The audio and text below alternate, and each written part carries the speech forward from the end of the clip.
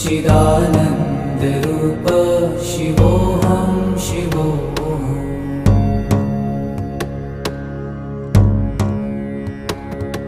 न च प्राणसंज्ञो न वै पञ्चवायु,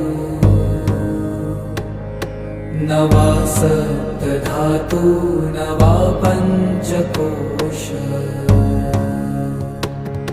न वा पाणिपादं न चोपस्थपायु। चिदा